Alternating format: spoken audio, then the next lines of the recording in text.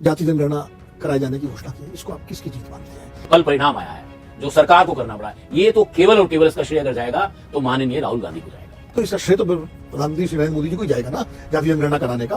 कौन से रिलीजन में आती है वो भी जनगणना होती है, तो मुझे लगता है कि ईसाई और मुस्लिम सिख तमाम धर्मों में भी अगर जातियां हैं तो उनकी भी जनगणना होगी। जिनकी संख्या ज्यादा है उनकी तरफ अगर झुकाव रहेगा तो फायदा उनको होगा, और जिनकी संख्या कम है उनकी तरफ झुकाव रहेगा या ताकत वालों का रहेगा। अगर वो लोग अपने को सशक्त करने के लिए अधिकार मांग रहे हैं, हिस्सा मांग रहे हैं, तो देश का नुकसान कैसे? आज नहीं तो कल बड़ी उथल पुथल होगी और उसकी जिम्मेदारी किसी ना किसी के ऊपर तो होगी। जाति जनगणना उस हिंसात्मक उथल पुथल को रोकने का काम करेगी। नमस्कार, अमरउजाला.com के मेरे कार्यक्रम खरी बात में आपका स्वागत है। हमेशा की तरह आज फिर हम एक नए मेहमान से रूबरू हैं, एक तात्कालिक मुद्दे पर। अभी हाल ही में प्रधानमंत्री नरेंद्र मोदी ने केंद्रीय मंत्रिमंडल की बैठक बुलाई और देश में पहली बार 1931 के बाद जातीय जनगणना कराए जाने की घोषणा कर दी कि इस बार जो जनगणना होगी उसमें जातियों का उल्लेख भी होगा। हालांकि 2011 में इस तरह का जाति सर्वेक्षण हुआ था, लेकिन उसके आंकड़े सार्वजनिक नहीं किए गए थे और ये जातीय जनगणना की मांग बहुत दिनों से देश में हो रही थी। विपक्ष, खास करके कांग्रेस के नेता और नेता विपक्ष लोकसभा में राहुल गांधी लगातार इस मुद्दे को पिछले 2-3 सालों से उठा रहे हैं। पूरा लोकसभा चुनाव उन्होंने इसी मुद्दे पर लड़ा और उसका फ़ायदा भी यूपी में, उत्तर प्रदेश में, महाराष्ट्र में, कई राज्यों में मिला कांग्रेस को। तो लगातार इस मांग को उन्होंने उठाया। उसके पहले ये मांग अखिलेश यादव, तेजस्वी यादव भी उठाते रहे हैं। नीतीश कुमार ने तो अपने बिहार में जब वो आरजेडी के साथ मिलकर सरकार चला रहे थे तो एक कास्ट सर्वे कराया भी, उसके आंकड़े भी सार्वजनिक किए। तो सामाजिक न्याय की जितनी पार्टियां हैं, वो चाहे एनडीए में हो चाहे इंडिया गठबंधन में हो, वो जाति जनगणना की मांग हमेशा उठाती रही है। कांग्रेस जो पहले मंडल आयोग के समर्थन में नहीं थी, बाद में दूसरी पार्टियों पर जातिवाद का आरोप लगाती रही, वो पिछले कुछ वर्षों से राहुल गांधी ने जब तक कमान संभाली वो जाति जनगणना के पक्ष में आ गई और उन्होंने एक मुद्दा बना लिया जाति जनगणना को। और राहुल गांधी ने तो लोकसभा में ये कहा कि हम इसी कार्यकाल में, संसद के लोकसभा के इसी कार्यकाल में जाति जनगणना करा के रहेंगे। और अचानक केंद्र सरकार, भारतीय जनता पार्टी, जिसने समय समय पर इस मुद्दे को लेकर के एक ढुलमुल रवैया अपनाया, कभी उनके कुछ नेता कहते थे कि हाँ हम कराएंगे, समर्थन में है, लेकिन समय आने पर करेंगे, लेकिन ज़्यादातर नेता इसके खिलाफ बोलते रहे। यहाँ तक शीर्ष नेता प्रधानमंत्री नरेंद्र मोदी ने खुद कहा था कि हमारे लिए सिर्फ 4 जातियाँ हैं, किसान, युवा, महिला और गरीब। तो जाति, और बाकायदा आरोप लगाया गया था विपक्ष देश को जाति के नाम पर बांट रहा है। यहाँ तक कि भारतीय जनता पार्टी ने नारा दिया कि एक रहेंगे तो सेफ रहेंगे, बटेंगे तो कटेंगे। ये योगी आदित्यनाथ का नारा था और बीजेपी ने इस नारे को अपनाया। और उसके बाद लगातार ये रहा कि जातीय जनगणना की मांग करने वाले हिंदू समाज को बांट रहे हैं। लेकिन अचानक भारतीय जनता पार्टी ने इसी घोषणा कर दी, सबको चौंका दिया। कुछ उसी तरह जैसे कभी विश्वनाथ प्रताप सिंह ने मंडल आयोग को की सिफारिशें लागू करने की घोषणा करके पूरे देश को चौंका दिया था। इस पूरे जटिल मुद्दे पर बात करने के लिए आज हमारे साथ हैं, सामाजिक न्याय के लिए लंबे समय तक समाज के बीच में सक्रिय हैं, दलित राजनीति के चिंतक भी हैं, कार्यकर्ता भी हैं, अशोक भारती जी। अशोक भारती जी जो दलितों का, अनुसूचित जनजाति और जातियों का एक जो कॉन्फेडरेशन है राष्ट्रीय, नैकडोर, उसके संस्थापक अध्यक्ष भी हैं।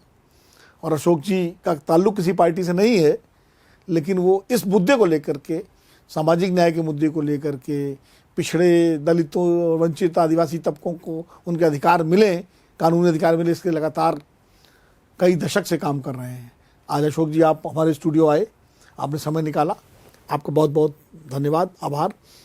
ये जो मुद्दा है जो कल भारतीय जनता पार्टी की केंद्र सरकार ने, मोदी जी ने जाति जनगणना कराए जाने की घोषणा की है, इसको आप किसकी जीत मानते हैं? ये विपक्ष की जीत है, राहुल गांधी की है, अखिलेश यादव की है, तेजस्वी की है, नीतीश कुमार की है, या मोदी जी की है? ये इसका श्रेय किसको देंगे आप? देखिए विनोद जी, आज के संदर्भ में अगर इसे जीत के तौर पे देखा जाए तो ये जीत राहुल गांधी की है। वही एक अकेले व्यक्ति राजनीति में ऐसे थे जो हम समझते हैं कि कांग्रेस की राजनीति और राहुल गांधी जी की राजनीति में जमीन आसमान का फर्क है। राहुल की राजनीति पुरानी कांग्रेस से एकदम क्वालिटेटिवली अलग है। और जो कांग्रेस जात पर न पात पर वोट लगेगी हाथ पर ऐसा नारे लगाती थी, उसका सबसे बड़ा नौजवान नेता पिछले 2 साल से लगातार जाति जनगणना कराने के लिए अभियान छिड़े हुए थे। तो उस अभियान का दबाव है। मुझे लगता है निश्चित तौर पर पिछले समय में जो पिछड़ी जातियों के संगठन हैं, दलितों के संगठन हैं, पॉलिटिकल पार्टीज हैं जिनका आपने नाम लिया, तेजस्वी यादव हैं, अखिलेश यादव हैं, इंडिया ब्लॉक के लोग हैं, कुछ लोग ऐसे जो एनडीए ब्लॉक में भी हैं, तो इन सब ने भी मेहनत की है। लेकिन ये परिणाम जो आ जाए, जो कल परिणाम आया है, जो सरकार को करना पड़ा है, ये तो केवल और केवल इसका श्रेय अगर जाएगा तो माननीय राहुल गांधी को जाएगा। नहीं तो आपको क्या लगता है, नरेंद्र मोदी जी राहुल गांधी के दबाव के आगे झुक गए? मोदी जी तो झुकते नहीं किसी दबाव के आगे। उनका तो रिकॉर्ड है कि वो मतलब जो चीज़ें बहुत कैलकुलेट करके जो उनकी राजनीति के हिसाब से जो चीज़ें उनको सूट करती हैं वैसे करते हैं। वो तो किसी दूसरे के लिए के आगे दबाव नहीं झुकती। वो तो इंडिया फर्स्ट का नारा देते हैं। देखिए, मोदी जी का जो वर्किंग स्टाइल है वो बाकी लोगों से बहुत अलग है। मैं आपकी बात से एकदम सहमत हूँ। वो पूरी तरह कैलकुलेट करते हैं, पूरी तरह गणना करते हैं, पूरे नफ़ा नुकसान का फ़ायदा उठाते हैं। गुजरात के भी हैं तो पूरा नफ़ा नुकसान चेक करते हैं। मुझे लगता है कि राहुल गांधी जी के बढ़ते प्रभाव और जिस तरह से जातिगत जनगणना का मुद्दा एक एक गांव, एक एक जाति, एक एक व्यक्ति, एक एक समाज के पास पहुंच गया, उसके होने वाले इम्पैक्ट का असर मुझे लगता है सरकार को और खास तौर से माननीय प्रधानमंत्री जी को हो गया। और उनको यह समझ में आ गया कि अगर इस मुद्दे को उन्होंने टच नहीं किया तो उसका राजनीतिक खामियाजा उनको भुगतना पड़ेगा। तो उस राजनीतिक खामियाजे को कंट्रोल करने के लिए उन्होंने ये कदम उठाया। तो इसका श्रेय तो फिर प्रधानमंत्री श्री नरेंद्र मोदी जी को ही जाएगा ना, जाति जनगणना कराने का। तो फिर राहुल गांधी से एक तरह से मैं तो कहूँगा मुद्दा छीन लिया उन्होंने। देखिए क्या होता है, राजनीति में तो हमेशा एक वार करता है, दूसरा प्रतिवार करता है। तो राहुल गांधी जी ने वार किया, नरेंद्र मोदी जी ने प्रतिवार किया। असली लड़ाई तो मुझे लगता है कि जब जातिगत जनगणना शुरू होगी, उसके जो इम्पैक्ट होंगे उससे डिसाइड होगा कि इसका श्रेय किसको जाएगा। नहीं तो क्या इम्पैक्ट हो सकते हैं, आप थोड़ा बताएं, जो कि आप तो सामाजिक। जी देखिए, मैं सेंसस के आंकड़ों को देखता हूँ। सेंसस के आंकड़े में बड़ी बहुत महत्वपूर्ण जानकारियां सरकार सेंसस में इकट्ठी होती हैं। एक तो ये कि हमको ये पता लगेगा कि किस जाति में कितने लोग जो है रेगुलर वर्कर्स हैं, कितने कैजुअल वर्कर्स हैं, कितने वेज वर्कर हैं, कितने नॉन वर्कर्स हैं। एक ये प्राइमरी सेंसस एब्स्ट्रैक्ट में इकट्ठा किया जाता है, हर जाति का मिल जाएगा। कितने ऑर्गेनाइज सेक्टर में, कितने अनऑर्गेनाइज सेक्टर में हैं।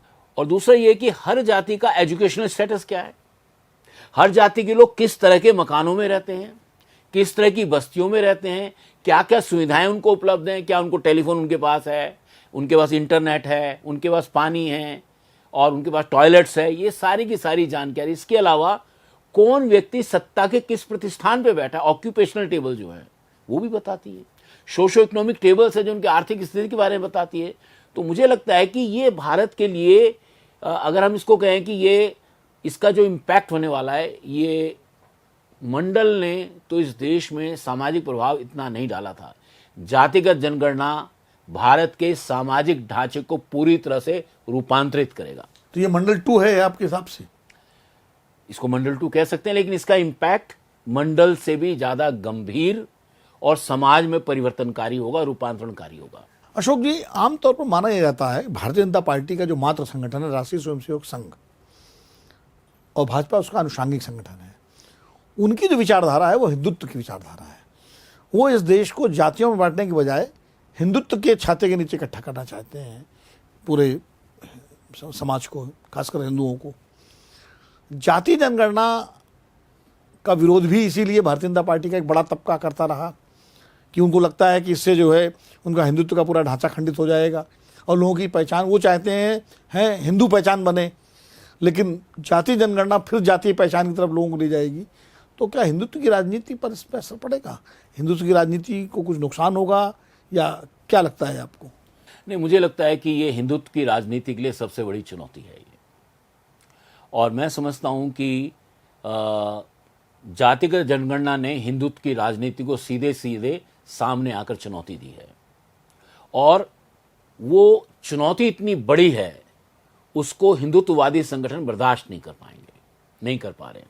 मैं एक बात आपके सामने रखना चाहता हूं कि जातिगत जनगणना के क्यों ये इम्पैक्ट इतना बड़ा होने वाला है। अगर आप देखेंगे, ये पहली बार था किसी राष्ट्रीय नेता ने, राहुल गांधी ने, जातिगत जनगणना को एक बड़ा मुद्दा बनाया। उससे पहले लोगों ने मुद्दा बनाया था, लेकिन वो क्षेत्रीय पार्टियां, प्रभाव सीमित था उनका। उनका प्रभाव अपने राज्य तक सीमित था। दलितों के संगठन, आदिवासियों के संगठन, पिछड़ी जातियों के संगठन, हम जानते हैं उनका भी प्रभाव सीमित रहता है, हालांकि वो जमीन पर बहुत बड़ा काम करते हैं। तो मुझे लगता है कि ये जो बात है कि जातियों में जो जैसे क्या होता है कि हिंदुत्व की जो विचारधारा है, अल्टीमेटली वो जातियों की जो आइडेंटिटी है उसको दबाकर ही आगे बढ़ती है।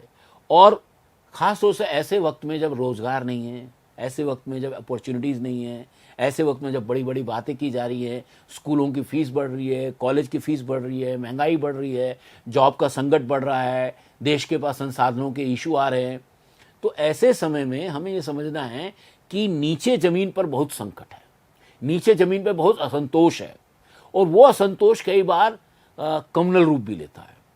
वो डिपेंड करता है कि कौन उसको लीड करता है। अब हिंदुत्ववादी संगठन उसको लीड करेंगे तो कम्युनल टेंशन बढ़ेंगे,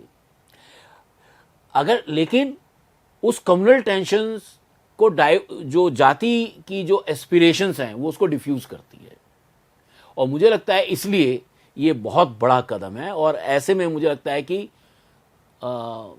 जो बार बार सर संचालक मोहन भागवत जी कह रहे हैं कि उनका बयान है कि जाति जनगणना तो होनी चाहिए, लेकिन उसका राजनीतिक उपयोग नहीं होना चाहिए। अब जाति जनगणना तो एक ऐसी बात है कि जब किसी को अपनी जाति का पता लगेगा, अपनी आबादी का पता लगेगा, वो सामाजिक हिस्सा भी मांगेगा, वो राजनीतिक हिस्सा भी मांगेगा, वो सांस्कृतिक हिस्सा भी मांगेगा, वो आर्थिक हिस्सा भी मांगेगा, रोजगार में भी मांगेगा, जुडिशरी में भी मांगेगा, मीडिया में भी मांगेगा, डॉक्टरी में भी मांगेगा, इंजीनियर, सब जगह वो अपना हिस्सा मांगेगा। और जब मांगेगा तो राजनीति कैसे बचेगी। मजदूर आंदोलन के समय एक नारा लगता था कि हम मेहनत करने वाले जब अपना हिस्सा मांगेंगे, एक खेत नहीं, एक देश नहीं, हम सारी दुनिया मांगेंगे। तो लगता है करीब करीब उसी तरफ जाति जनगणना के बाद लोग बढ़ेंगे। लेकिन इससे एक सामाजिक विद्वेष बढ़ने का भी खतरा तो नहीं पैदा होगा कि भाई जो तबके हैं, जैसे आप जाति जनगणना सबकी होगी, अगड़ों की भी होगी, पिछड़ों की भी होगी, दलितों की तो होती रही है, लेकिन उनकी भी साथ में होगी। और उसके बाद ये बात यही नहीं रुकेगी, ये बात आगे जाएगी। जैसे राहुल गांधी ने कल अपनी प्रेस कॉन्फ्रेंस में कहा कि हम निजी जो शिक्षण संस्थान हैं उनमें भी आरक्षण चाहते हैं। बार बार जो 50% का जो सुप्रीम कोर्ट का कैप है आरक्षण पर, उसको हटाने की बात करते हैं। तो अगर ये चीज़ें होंगी, कल को ये बात निजी क्षेत्र में आरक्षण की तरफ भी जाएगी, तो इससे पूरा एक सामाजिक ताना बाना जो एक बना हुआ है वो बिखर नहीं जाएगा। भारत की अर्थव्यवस्था, भारत का पूरा तंत्र उसका नकारात्मक प्रभाव भी तो पड़ सकता है। नहीं, देखिए, ये निर्भर करता है कि हमारे देश के सामाजिक, आर्थिक, राजनीतिक और सांस्कृतिक नेतृत्व पर। हमें ये समझना है कि जो जातियां अपना हिस्सा मांग रही हैं, या ये जातियां जो अपना हिस्सा मांगेगी, क्या वो पाकिस्तानी है, क्या वो अफगानिस्तानी है, क्या वो श्रीलंका के लोग हैं, कहाँ के लोग हैं, वो टुम्बकटू के लोग हैं, क्या वो इसी देश के लोग हैं। अगर वो लोग अपने को सशक्त करने के लिए अधिकार मांग रहे हैं, हिस्सा मांग रहे हैं, तो देश का नुकसान कैसे है। और ये बात भी कहाँ की ठीक है, कुछ लोगों के पास तो सब कुछ रहे और कुछ के पास कुछ भी ना रहे, ये तो न्याय की अवधारणा ही नहीं है। मैं समझता हूं कि न्याय की अवधारणा ये कहती है, और मैं समझता हूं कि इसको सारे जो विज्ञ लोग हैं, बुद्धिजीवी लोग हैं, बौद्धिक लोग हैं, वो इस बात को समझते हैं कि जिनके साथ सामाजिक, आर्थिक, राजनीतिक, सांस्कृतिक अन्याय हुआ है, उनके साथ न्याय होना चाहिए। हमारे देश में अनफॉर्चुनेटली, दुर्भाग्यवश, हमारे देश में सामाजिक, आर्थिक, सांस्कृतिक, राजनीतिक न्याय जो है वो जाति तक केंद्रित हो गया। मुझे लगता है जातियों की जो पहचान उभर कर आएगी, इससे हमें ये जरूर पता लग जाएगा किस समाज में लोग अशिक्षित रह गए हैं, किस समाज में लोग बेघर रह गए हैं, किस समाज में लोग बेरोजगार रह गए हैं, किस समाज में कौन से लोग ऐसे हैं जिनके पास जमीनें नहीं है, भूमिहीन है, कौन लोग ऐसे हैं जो मतलब जिनके पास संसाधन नहीं है। और मुझे लगता है जो बौद्धिक लोग हैं हमारे, खासकर जो सवर्ण समाज से जो लोग आते हैं, उनको इस बात को समझना चाहिए कि यदि अगर समाज में संसाधनों का न्यायोचित बंटवारा नहीं होगा तो आज नहीं तो कल बड़ी उथल पुथल होगी और उसकी जिम्मेदारी किसी ना किसी के ऊपर तो होगी। मुझे लगता है ये जाति जनगणना उस हिंसात्मक उथल पुथल को रोकने का काम करेगी। अशोक जी, क्या लगता है जातियों के साथ साथ उपजातियों की भी जनगणना कराई जानी चाहिए? जैसे जाति के भीतर भी तो कई उपजातियां होती हैं और कई बार जातियों के अंदर जो उपजातियां होती हैं वो भी डिप्राइव्ड रहती हैं अपने अधिकारों से। कुछ उपजातियों या ज़्यादा अधिकार जमा लेती हैं, ज़्यादा चीज़ें ले लेती हैं, हिस्सेदारी भी ज़्यादा हो जाती है। तो उपजातियों की भी गणना होगी या सिर्फ जाति की जनगणना होगी? नहीं, पहली बात तो हमको समझना है कि इस देश में उपजाति नाम का कोई कॉन्सेप्ट नहीं है, सब कास्ट है। और जब हम कास्ट की बात कर रहे हैं तो हर कास्ट की गिनती होगी। पर यह होता है कुछ जातियों के नाम एक ग्रुप फॉर्म करते, कुछ जातियां जो हैं जिनको हम आप उपजाति कह रहे हैं वो एक ग्रुप को, एक स्पेसिफिक कास्ट का ग्रुप फॉर्म करते हैं। जैसे महार हैं, महार में 12 उपजातियां हैं, लेकिन जब जनगणना होती है तो 12 की 12 उपजातियां जो महार के साथ, ठीक है। यादव है, यादव में 10 जातियां होंगी, लेकिन जब उनकी गणना होगी तो जो यादव की बरक्स जाति होंगी वो यादव के तौर पे गिनी जाएंगी। लेकिन कुछ जातियां ऐसी इनका करेक्टर जो है यादवों से अलग होगा, लेकिन फिर भी वो यादव के बरक्स, तो उनकी अलग गणना होगी। तो मुझे लगता है जैसे अनुसूचित जाति और जनजाति के मसले में होता है, जैसे अगर आप उत्तर प्रदेश में देखेंगे तो वहाँ धुसियाँ हैं, जयसवार हैं, दोरे हैं, अहिरवार हैं, इन सब की गणना एक जगह होती है। जाटो, हाँ जाटव हैं, उन सब की गणना एक जगह होती है क्योंकि वो एक ग्रुप है, एक ही तरह का, क्या उसका सामाजिक, आर्थिक, सांस्कृतिक चरित्र एक जैसा है। तो ये होता है और मुझे लगता है उनका रिकॉग्निशन भी है। तो और हमारे यहाँ की जो ब्राह्मणों में भी अलग अलग श्रेणियां हैं। हमारे यहाँ जनगणना की प्रक्रिया जो पिछले, देखिए हमको ये समझना है कि अगर ये जनगणना 26 में, अगर मान लीजिए जनगणना 2031 में होती तो कास्ट सेंसस के 100 साल पूरे हो जाते। तो ये मैं समझता हूं कि एक सामाजिक रियलिटी को दोबारा 100 साल बाद स्वीकारोक्ति भी है कि हम we are going back to basic. और हमें समझना है जब 1931 में जाति की जनगणना हुई थी तो उससे कोई भेदभाव नहीं हुआ, कोई उसमें हिंसा नहीं हुई। हमने उसको जनगणना को इसलिए कराया कि इस बात को जानने के लिए हमारे यहाँ कौन लोग ऐसे हैं जो वंचित हैं, हमारे यहाँ कौन लोग हैं जो पीछे छूट गए। अब तो ग्लोबली आपको पता है सस्टेनेबल डेवलपमेंट गोल में कह रहे हैं लीव नो वन बिहाइंड, तो हम ये कह रहे हैं लीव नो कास्ट बिहाइंड।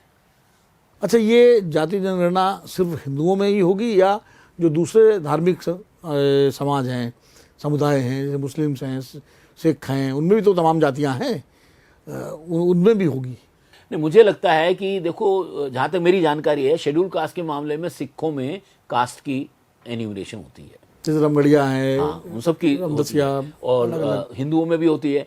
लेकिन मुस्लिम और ईसाई का जो सवाल है, क्योंकि मैं समझता हूँ जब जनगणना होती है तो ज़्यादातर ईसाई जो हैं, जो दलित कन्वर्ट हो गए हैं, वो जॉब के चलते या रिजर्वेशन के चलते वो अपने आप को, नाम उनके जरूर क्रिश्चियन रहेंगे, लेकिन वो जब लिखवाते तो अपने को हिंदू के तौर पर ही अपने को एन्यूमरेट करवाते हैं। ज़्यादा नहीं, मुस्लिम्स में जैसे मंडल आयोग में तो मुस्लिम जातियों की गणना की गई है ना। मुझे लगता है कि करना चाहिए, अगर मान लीजिए करेंगे तो मुझे लगता है कि ईसाइयों की भी जातिगत जनगणना होगी। क्योंकि मुसलमानों में पसमानदा को लेकर के एक बड़ा आंदोलन चल ही रहा है। नहीं, बिल्कुल होता है। जब शेड्यूल कास्ट की जनगणना होती है, आदिवासी की जनगणना होती है, तो उसमें रिलीजन वार भी जनगणना होती है। उस रिलीजन में होता है किस जाति कौन से रिलीजन में आती है, वो भी जनगणना होती है। तो मुझे लगता है कि ईसाई और मुस्लिम, सिख, तमाम धर्मों में भी अगर जातियां हैं तो उनकी भी जनगणना होगी, उनकी भी होगी।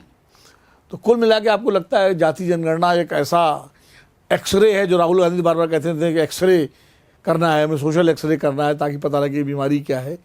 लेकिन बात यहीं तक नहीं रुकेगी, बात ये आगे तक जाएगी और इसका लाभ किसको मिलेगा, राजनीतिक लाभ किसको, राजनीतिक नुकसान होगा, ये भी आगे आने वाले समय में देखने लायक बात होगी।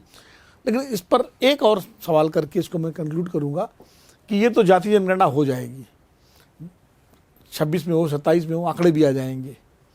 लेकिन असली सवाल जो हिस्सेदारी का है, राजनीतिक क्षेत्र में, आर्थिक क्षेत्र में और सामाजिक क्षेत्र में, वो हिस्सेदारी कैसे पूरी होगी, उसका क्या मैकेनिज्म बनेगा और क्या उसके लिए फिर निजी क्षेत्र में आरक्षण की जो बात है वो भी आएगी? मैं समझता हूं कि आपको याद होगा कि 2011-12 में, 2006 में कन्फेडरेशन ऑफ इंडियन इंडस्ट्री और एसोचैम ने एक एफर्मेटिव एक्शन को लेकर एक वॉलंटरी पॉलिसी निकाली थी, तब भी रिजर्वेशन इन प्राइवेट सेक्टर की बहुत बात चल रही थी कि अनुसूचित जाति, और प्राइवेट सेक्टर इस बात को स्वीकार कर चुका है कि हम निजी क्षेत्र में अनुसूचित जाति जनजाति को स्वैच्छिक तौर पर आरक्षण देंगे। मुझे लगता है उस बात को थोड़ा सा और आगे बढ़ने का मौका मिलेगा कि स्वैच्छिक तौर पर वो ओबीसीज को भी आरक्षण देंगे, दूसरी जाति को भी आरक्षण देंगे। मुझे लगता है ये नेचुरल करोलरी है, लेकिन हमको ये समझना है इसमें कोई लूज करने वाला नहीं है, इसमें लूज करने वाला कोई नहीं है, बल्कि इसमें अगर गेन किसी का होगा तो देश भारत का गेन होगा, इंडिया का गेन होगा। और ये जो गेन है ये मुझे लगता है कि जो छोटी मोटी वंचनाएं होंगी उससे बड़ी। लेकिन सवाल फिर मेरिट का उठेगा ना कि साहब मेरिट जो है वो कहाँ जाएगी? नहीं, प्राइवेट सेक्टर तो हमेशा से कहता ही है। तो जो हमारी नेगडोर प्राइवेट सेक्टर सीआईआई के साथ नेगोशिएट, हमारी कई मीटिंग हुई, हमने उनको कहा कि आप अपना क्राइटेरिया बता दीजिए कि आपको किस तरीके के लोग चाहिए, उनको क्या नंबर वाले लोग चाहिए, किस तरह की काबिलियत चाहिए, वो सब बता दीजिए, हम उस काबिलियत के लोग ही आपको देंगे। क्योंकि कोई भी इंडस्ट्री, कोई भी मेरिट से कॉम्प्रोमाइज नहीं करेगी। और हमें ये भी समझना है, मैं विनोद जी एक बात कहना चाहता हूं कि ये जो मेरिट की बोगी है ना, ये बोगस है, क्योंकि ये तो खरीदी जाती है और बेची जाती है। मार्केट में अगर आपके 5 लाख आपकी जेब में है तो आप किसी कोचिंग इंस्टीट्यूट में चले जाइए, आपके पास सारी मेरिट आ जाएगी। अगर आपकी जेब में धैला नहीं है तो आपको कहाँ से मेरिट मिलेगी? अगर आप किसी ग्रामीण परिवार से आते हैं जहाँ बिजली नहीं है, जहाँ आपको सुविधाएं नहीं है, पढ़ने की किताबें नहीं है, पढ़ाने वाले अच्छे टीचर नहीं हैं, तो वो नंबर कैसे लाएगा? नंबर को हम मेरिट नहीं कह सकते। असल में हमारे यहाँ गड़बड़ी यही है कि नंबर को हम मेरिट कह रहे हैं, और नंबर गेम में केवल वही जीत सकता है जिसके पास पैसा है। अशोक जी, आपने कांग्रेस का जो संविधान बचाओ सम्मेलन तमाम हुए उससे भी आप जुड़े रहे हैं, तो आपको क्या लगता है कि इस घोषणा के बाद कांग्रेस पार्टी अपनी जो उसका अभियान है उसको और तेज करेगी? मुझे लगता है कांग्रेस में, अगर कांग्रेस के बौद्धिक लोगों को समझना चाहिए, अगर वो तेज नहीं करेंगे तो उनका नुकसान है। और अब तो अब तो पक्ष और विपक्ष दोनों जाति जनगणना पर आमने सामने हैं। अब दोनों को अपनी अपनी सेनाएं तैयार करनी पड़ेंगी।